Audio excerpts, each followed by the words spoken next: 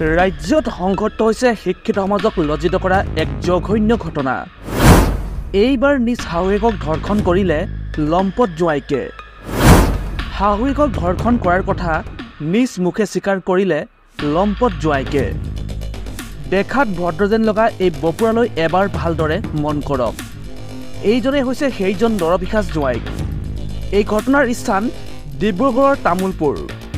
ঘটনাটো বৃহস্পতিবাৰৰ। ঘৰত কোনো নথকাৰ সুযোগ লৈ দিগন্ত কলিতা নামৰ এই নৰপিশাচটো গৈছিল শহুৰেকৰ ঘৰলৈ। দুপৰীয়া কোনো নথকাৰ সুযোগ লৈ উপৰ্যুপৰি ধৰ্ষণ কৰিলে নিজ শাহুৱেকক। উপেন্ত হৈ শাহুৱেকে কাষ চাপিলে আৰক্ষীৰ, আৰু আৰক্ষীয়েও পলায়ন্ত হৈ থকা লম্পট দিগন্ত কলিতাক ইতিমধ্যে আটক কৰিছে। এই ঘটনাটোৱে এতিয়া সমগ্ৰ অসমতে এক চাঞ্চল্যকৰ পৰিৱেশ সৃষ্টি কৰিছে। সঁচাকৈ কোন দিশে গতি কৰিছে বৰ্তমানৰ শিক্ষিত সমাজ?